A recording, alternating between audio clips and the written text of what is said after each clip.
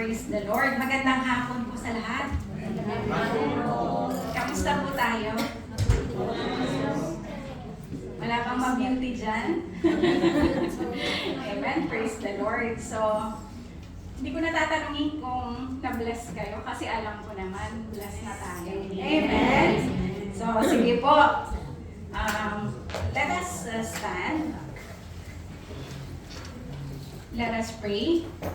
Heavenly Father, in Jesus' name, Lord God, we praise you, we worship you, we adore you, and we thank you, O God, for this afternoon, Panginoon. Salamat, Lord, sa pagkakataong ito, Panginoon, na muli ay dinako mo ang bawat isa sa lugarin ito, Panginoon, ng iyong panambahan.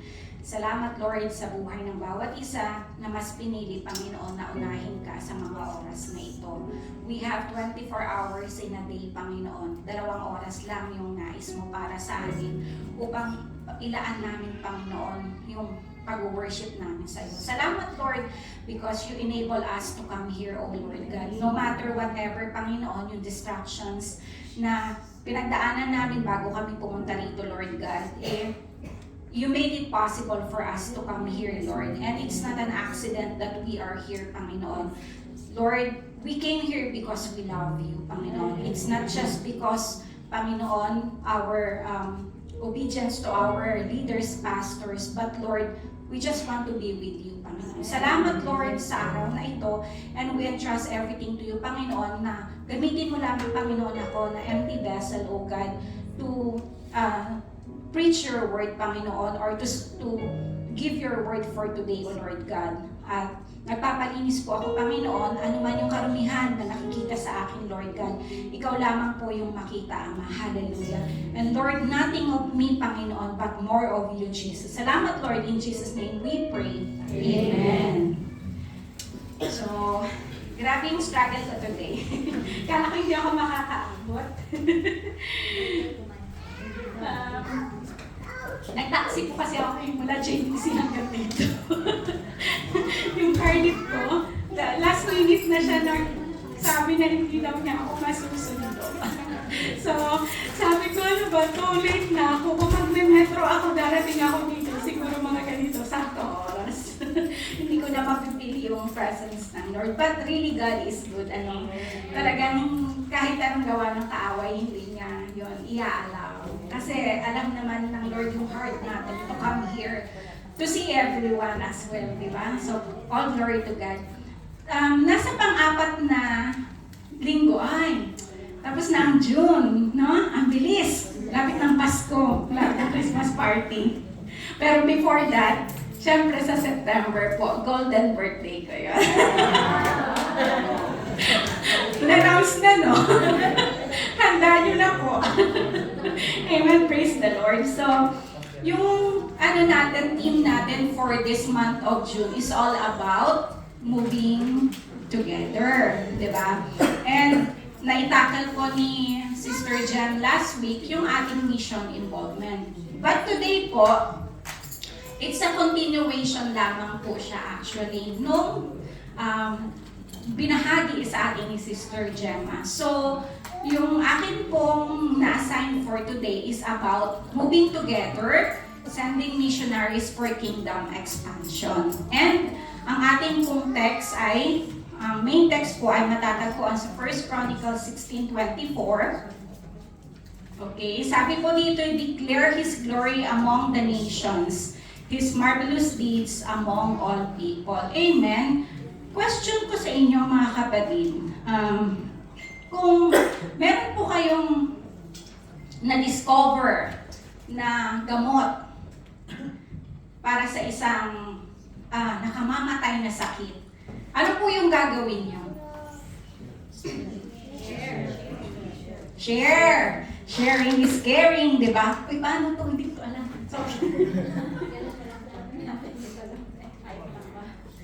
Pasensya na, first time gagamit nito. Amen. So, di ba po i-share natin? Di ba? Siyempre, gusto natin din i-share kung ano yung kagalingan doon sa kasakitan na yon, di ba? Gagawin natin lahat ng paraan para maibahagi siya. Siyempre, ganun din. Di ba? Sa ating mga Christian, umaandar.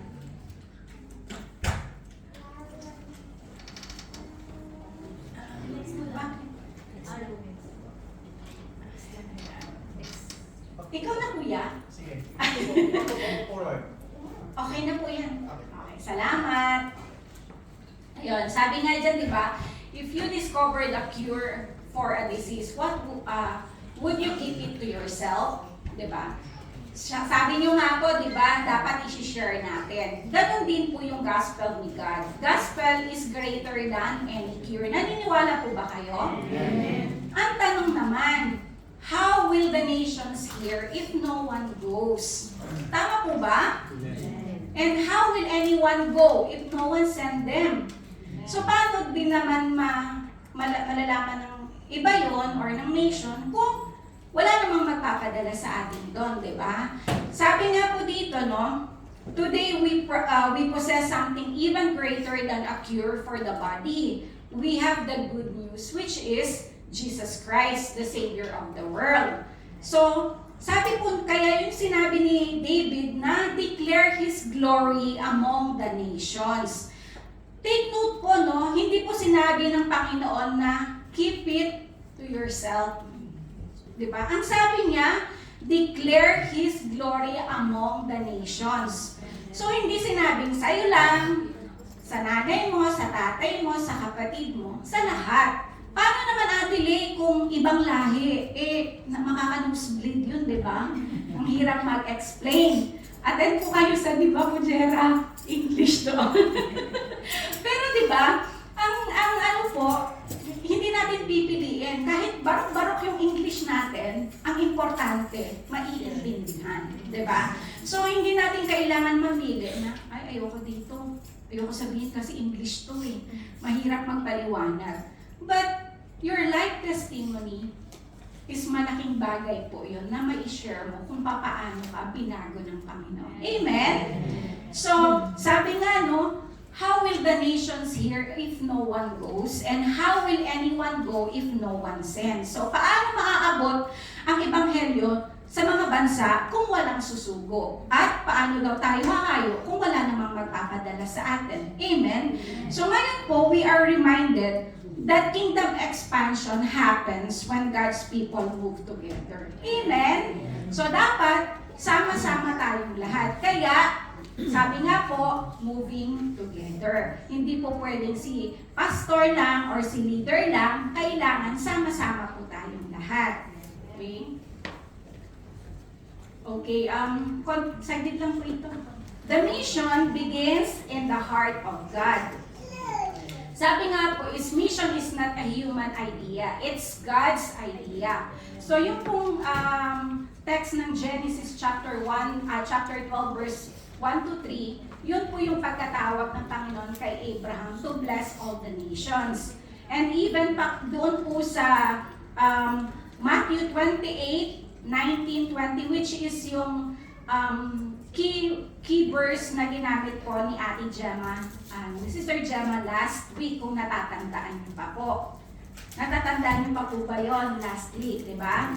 And sabi po sa Revelation 7:9, heaven will be filled with people from every tribe, language, and nation. So ngayon po, ang mga missionaries are sent because God's love the people who have not heard the gospel. Yun po yung ano doon. Yun po yung talagang purpose kung bakit yung mga missionary ay sinisend po sila. Dahil gusto po ng Panginoon na maabot po tayong lahat. And tayo po, bago po tayo napunta rito, di ba? No, karamihan naman din po sa atin, mga Katoliko din po tayo, di ba? And it's not about the religion what we are talking about here. It's about our relationship with the Lord. And nakakatuwa, no? Yung realization ko din po, sana pala noon pa lang born again Christian na. Sana bata pa lang ako, alam ko na lahat ito. Siguro, nagkaroon ng mas magandang direksyon yung buhay ko. Amen? Pero, may reason. Diba? Kasi ngayon, yung nangyari sa buhay natin, this is the testimony where we can stand here kung paano tayo binago ng Lord. Amen? So, Katulad po ng isang tatay, no? Kapag nawala yung anak mo sa gubat, ano po ba yung gagawin mo? Uupo ka na lang ba sa bahay mo at hihintayin mong bumalik yung anak mo o hahanapin mo siya? So, ganun din po yun. Yung puso ng Panginoon para sa mga taong Diyos ay laging nandoon. Lagi niyang hinahanap. Kahit anong tago mo, kapag may panawagan ng Panginoon sa'yo, hindi ka makakaligtas. Amen? Marami po dito sa atin maaring, katulad ko rin dati, na para sa alaman ng lahat, gagamitin ko lang na si Kuya Joel at si Ate Carla po, mga spiritual parents ko. Tinataguan ko din po yan sila. Noon sa TCOM, original TCOM, way back 2015, sa aming Bible study. Laging magme-message sila Kuya Joel na, Ate Le, BS na tayo. Kuya, tulog na ako eh. Di ba? Pero, napakabuti ng Lord. Kasi, talagang ginamit niya ang life nila Kuya Joel at ni Ate Carla na hindi kanila tinigilan. And look at now kung papaano po ako ginagamit ng Lord. And praise God kasi talagang yung pong emptiness na wala ka, yung hinahanap mo before, you can only truly find it with God. Amen? Diba? So napakabuti ng Lord, ano po? So sabi nga po dito, missionaries go, but the church sends. Not everyone is called to go, but everyone is called to participate. Sabi nga po sa Acts chapter 13 verse 3, we have to pray, we have to give, we have to encourage, and we have to send. At tatandaan po natin, no, na minsan iniisip natin, di ba, sasabihin natin, Pastor, wala naman akong wala akong tawag bilang maging isang misyonero. Maaari pong totoo yun, pero tandaan natin, hindi lahat po ng tinawag para humayo. Ngunit lahat ay tinawag para makibahagi. Amen? So always remember na hindi man po tayo tinawag na pumunta, pero we have yung, meron po tayong dapat vital role na dapat gampanan na lahat po tayo ay dapat mag-participate, di ba? So ang mission po without senders there can be no sent ones. Without prayer, missionaries lose strength, and without support, many doors remain closed. Naniniwala po ba kayo doon na kung walang nagsusugo, walang makakahayo? At kung walang mananalangin, walang lakas ang misyonaryo. At kung walang magbibigay, mahirap magpatuloy ang gawain. Tama po ba? So paano mo lalakbayin yung isang lugarin na kung ikaw mismo salat ka sa salapi? Natural, di ba? Hihingi tayo ng tulong sa ating mga kapatiran, di ba? And napaka-importante po yung nananalangin din po tayo ng sama-sama. Kaya kung inyo pong ma-oobserbahan, hindi lamang every Sunday meron tayong devotion before ng service. Bakit natin ginagawa yun? Para po ma-feel po tayo ng Holy Spirit at maging victorious po yung ating worship for the day. And even yung mga intercessory prayers po natin, napakahalaga po nun. At akala mo lang minsan, di ba minsan maglalagay tayo sa mga tithes and offerings na please pray for me, for healing and all. Akala mo gumaling ka lang dahil sa gamot na ininom mo. No. Yun ay instrumento ng Panginoon para pagalingin ka, pero maraming tao ang nananalangin para sa iyo. Amen? So sabihin mo sa taong katabi mo, when you support missions, you are part of the mission. Amen. So kailangan support natin, ha? So everyone has an important role. How can the church support daw? So let me tell you one simple story. There was a village covered in darkness. One man carried a lamp to bring light to that village. Imagine nyo na lang po. Tapos, before he left, Someone made the lamp. Someone provided the oil. Someone prepared the food for the journey. And someone prayed for his safety. When the village finally received light, who deserved the credit? Not just the man carrying the lamp, but everyone who helped make the journey possible. Amen? Amen. So tama po, di ba, na hindi naman iisang tao lang. Tayo po, bago tayo, katulad nito, halimbawa natin. Napakaganda po ng lugarin na panambahan natin. Tama po ba? Amen. Kukumpara halimbawa natin kung nasa labas tayo ngayon. Ilang degree po sa labas? Ang init. Ngayon po, dito naka-aircon. Nakaupo kayong komportable, nakakangiti sa bawat isa. Pag mainit ka niya, yung, wala na yung concentration natin, di ba? So, ganun din. Naging possible ito dahil po sa bawat isa. Yung pong ibinibahagi po natin, yun po ang ginagamit ng ating simbahan para po patuloy tayong mananatili dito every Sunday. Amen? Amen. Praise God. So sabi po, no, how can the church support? Pray faithfully, give generously, encourage consistently, and partner strategically. So the same is true sa mission po. When a soul is saved in another city or nation, the missionary shares the blessing. Diba?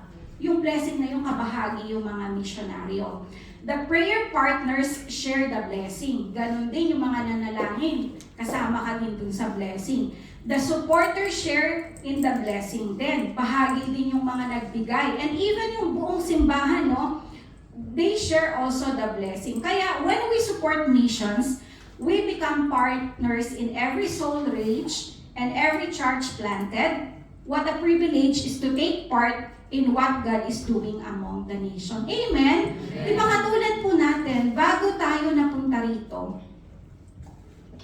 pumunta lang po ba kayo dito na, gusto ko lang pumunta doon? Lahat ba tayo ganon? Meron po sa ating nagdala dito. Meron po sa atin ang nagpakilala kay Hesus Kristo. Meron pong mga tumulong sa atin na makarating sa lugarin ito. Maaring wala kang pamasahe, pwede mong sabihin, Pastor, wala po akong pamasahe papunta dyan. Sa palagay mo ba sasabihin ni Pastor, sige, wag ka nang pumunta, hayaan mo na lang. Di ba hindi? Pag sinabi mo kay Pastor yan, bibigyan ka niyan. Kaya yung mga walang pamasahe, magsabi kayo kay Pastor.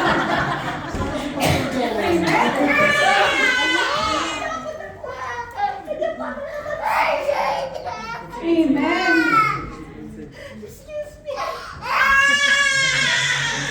So, pagsalastas. So, di ba? Kapag gusto mong maging isang misyonaryo ka, isasacrifice mo pati bulsa mo. Isasacrifice mo yung comfort mo. Isasacrifice mo yung family mo. Isasacrifice mo ang maraming bagay. But always remember, you are doing it for the Lord. Amen. Amen. So, the reward of mission is eternal. One day in heaven, someone may say, "Thank you for sending the missionary. Because of your partnership, I came to know Jesus." Ang sarap, di ba? Naalala ko yung kwento ni Ate Jem last Sunday. Di ba? Gumaling yung mga kapatid niya through those missionaries na ipinadala na nakakilala sila sa Panginoon. They are instrument or vessel of God na pinadala para gumaling yung mga kapatid nila. They are anointed because if they are not anointed, the healing miracle will not happen. And tayo din po nahahayo, bago tayo hahayo, kailangan po marinig natin yung voice ni Lord. Diba? Sinabi niya, Ate Lay, pumunta ka sa kaliwa. Ano daw? Hindi mo alam yung kaliwa at saka kanan, napunta ka sa kanan. Diba? So kailangan clear yung pagkakarinig natin sa Panginoon, sa pagsisend niya sa atin. And, di ba, yung mga taong namimit natin, di ba, when we meet people from places na we never visited, someone may say to us na, thank you for praying for me. Naka-experience na po ba kayo ng gano'n na may nakilala kayo tapos pinag-pray nyo, tapos babalikan kayo? Ay, alam mo, nung pinag-pray mo ko, sinagot ng Lord yung prayer. Amen? Ang sarap sa pakiramdam, no? Kaya mga kapatid, huwag po tayong mahiya. Huwag po tayong mahiya na ibahagi natin ang gospel ng Panginoon. Maaring hindi lahat tayo ay may kakayanan na tumayo dito kasi maari po. May kakayanan, but what I mean is, nahihiya. Diba? Iniisip mo that you are not worthy to stand here. I myself po, hindi po ako worthy na tumayo dito. But it's because of my obedience to God. Kaya po nandito ako. And alam ko that God is working in my life from glory to glory. Maraming beses na inaayawan ko po ito, na tumayo dito. Pero po, pag sinabi na ng pastor, it's my respect to them and my respect to God na okay, you stand before me. Ako ang kikilos para sa'yo. Amen? So, what a glorious day, no? Kapag ang pera po, nagpapas yan, nawawala yan. Ang mga buildings, nagko-collapse, and even yung earth, di ba? Mawawala. Ang buhay natin, it's just like a mist. Here today, gone tomorrow, di ba? So, yung earthly achievements natin, kahit ikaw pa yung pinaka-outstanding sa work nyo, pag nawala ka dito sa mundo, makakalimutan ka. Amen? Kaya wag po tayong masyadong maging hero kasi hindi po tayo tatayuan ng monumento rito. So, ang dapat po natin gawin is puspusin natin yung para sa kingdom ng Lord. Dahil doon, sabi nga po, the reward ng mission is eternal. Amen? So, there is no greater investment than investing in God's kingdom. Amen po ba? At doon po natin maunawaan na walang anumang sakripisyo para sa mission ang nasasayang. Yung pera natin mauubos, yung ari-arian natin lahat yan lilipas, pero yung kaluluwa pong maliligtas natin ay mananatili magpakailanman. Amen? So, when we send the missionaries, let's remember na it is not only their mission, diba? It is not only their mission, it's our mission too, diba? Ngayon ang challenge po, will you answer God's call? Ay, wala na sumagot. Pag sinabi pa, kapatid, labas tayo ngayon. 40 degree ang init. Bibisitahin natin yung isang kapatid doon na hindi pa nakakakilala kay Kristo. Ano po bang isasagot mo? Mamaya na lang, ang init. Pag maarte ka, di ba? Hindi paglalakad tayo para tayong pamasahin, hindi na, nataksi tayo. Di ba? Marami, totoo po, reality talk ito. And even sa Bible study na nga lang po minsan kinakatamaran pa. Diba? So, ito po, it's a wake-up call for all of us. Not only sa akin, especially sa atin pong lahat. Diba? Na kapag tinawag tayo ng Lord para gawin natin yung isang mission, let our yes be yes and let our no be no. Diba? Kailangan, ang lagi po nating sagot kay Lord is yes. Diba? Gusto mo ba na yung prayer mo kay Lord, pag may pinagawa siya sa'yo, ang sasabihin mo, mamaya na lang, Lord. Kasi ang init sa labas Diba? Hindi po ganon. Dapat, pag sinabi ng Lord, Ate Lea, pupunta ka ng Satwa, mag-share ka daw doon. Ay, mamaya na lang. Diba? Pero, reality po yan. Natatawa tayo kasi yun po ang totoo. Pero ngayon po, we are being reminded na pag tayo po ay inutusan ng Lord na mag-go, let us go. Diba? And, lagi nating tatandaan yung mga promises ng Panginoon. God is able. And God is not a man who is lying. God is God. And whatever He promised us, it will happen. Naniniwala po ba kayo doon? Amen. So, sabi po dito, no, sa challenge natin, will you answer God's call? So go where God sends you, proclaim what God has done, trust what God has promised, and watch God bless the nation through your obedience. Hindi po ba ang sarap sa pakiramdam mo kapag tayo ay nautusan ng Panginoon at nagawa natin yung mission na yon? Ang sarap sa pakiramdam, no? Lalo na hindi akala mo tayo nakalimutan natin yung ginawa natin para sa isang kapatiran. Pero yung kapatiran na nabago ang buhay, never niyang makakalimutan na ikaw ang naging instrumento ng Panginoon kung bakit ngayon maayos na siya. Amen? Amen. Marami po sa atin dito na dati, mga ganitong oras, nanonood tayo ng TV. Ganitong oras, nag-Netflix tayo.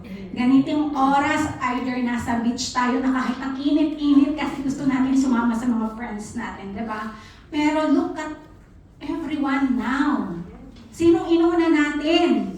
Si Lord. Kasi alam natin, there is an eternal reward. And napaka-sarap po sa pakiramdam, no? Na yung makilala mo ang Panginoon, kung ano ang kaya niyang gawin at kung sino talaga siya. Diba? And sobrang thankful ako sa Lord sa mga transformation na ginagawa niya. Hindi po ako, mabait. Pagtulog lang ako mabait.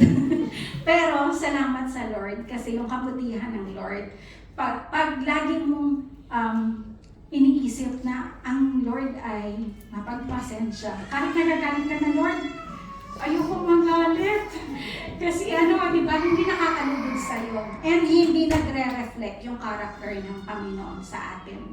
Kapag born again, huwag tayong maging submarine born again Christian. Alam niyo po ba yung submarine?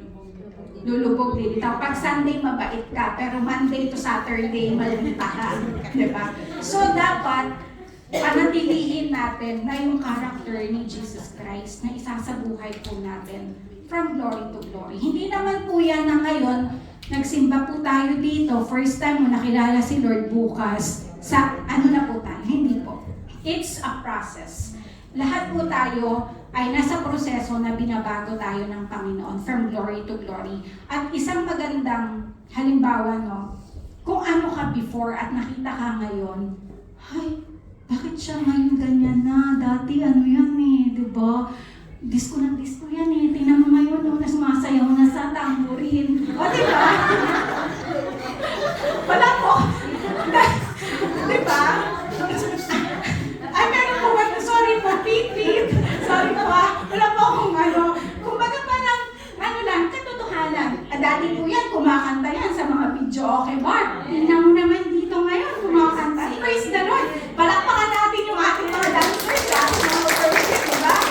Dahil yan sa ginawa ng Lord sa buhay nila. And kung maaalala nyo, kung sino yung mga tao na ginamit ng Lord para makatayo kayo rito, message nyo naman sila, pasalamatan nyo.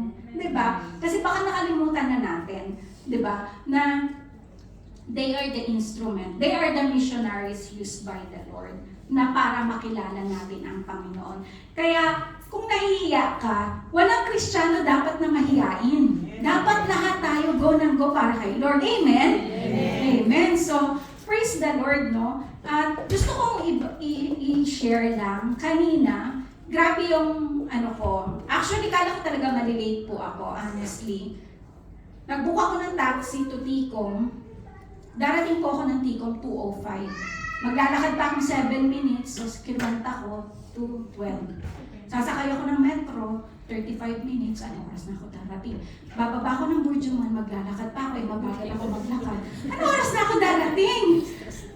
On the spot, sabi ko sa driver, pakistop mo ng meter, diretso mo ko na. Binayaran ko na yung unang bill, pakistop ang meter, diretso mo akong Burjuman. Sabi niya, are you sure? Yes. Sabi ko, I don't care. Yes. Sabi ko sa kanya, kasi sabi ko, hindi ako pwedeng malate kay Lord. Especially ngayong araw na ito, may pinapagawa ang Lord sa akin. Diba? Minsan, isipin mo, sayang naman yung pamasahe. Pastor! Naubos yung, diba? Naubos yung pera ko kasi namasahe ako. Diba? Pero, grabe. When God, sabi ko kanina, parang ano eh. Tapos inikot pa ako ng taxi sa loob ng JBC. Naiirita na ako kasi sabi ko, malilate na talaga ako. Kasi late na sabi ko talaga, grabe Lord. Alam mo yung distraction kanina, di ba? Kung mainitin talaga yung ulo ko, inamay-amay ko na yung sabi ko lang, Lord, bilisan mo na yung mga stoplight, gawin mo ng green. Sabi ko, kasi napakarami ng stoplight sa JBC, sobra. Pero sobrang thank you. Alam niyo po, dumating ako 2:17. Amen? Di ba? Nagpa-practice pa lang. So sabi ko, Lord, thank you, nakarating ako. Kasi sobrang nagpapasalamat ako na kahit ayoko pong na-assign ako, ewan ko ba? Bakit ina-assign ako? Ate Michelle eh. Pero, napakaganda ng revelation ng Lord. Gusto ko ibahagi sa inyo. Kanina umaga po, si Pastora Alice. Naiyak ako. Si Pastora Alice po ng Gia Satua. Si Inay. Last week po, nag-message siya sa akin. Sabi niya, Ate Lea, di ba taga Sambales kayo? Ay, opo, Inay, sabi ko. Bakit po? Kasi yung pamangkin ko mag-aaral sa PMMA.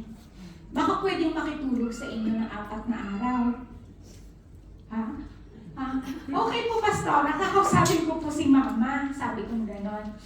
Tapos, kinabukasan sabi ko, Mama, kilala mo si Pastora Alice, di ba? Kasi po si Mama ko, lagi rin po yun nag-church dati. Nung nandito siya pag kumakas siya. Sabi ko, Ma, matutulog daw sila dyan, 4 na araw. O sige. Ang bilis ng mama ko. O sige. Grabe, di ba? Sabi ko, Ma, walang aircon dun sa kwarto. Doon mo na lang patulogin sa kabila yung may aircon. Sabi ko nga, paalisin mo na lang yung bunso ko doon sa may aircon. Sila, Pastora, doon sa kasi nahihiya ako. Sabi niya, okay lang, naman dito, nag-uulan, so malamig. Sabi niya, may electric fan. So, praise God. Alam niyo kung ano yung masarap sa pakiramdam kanina umagang nagising ako.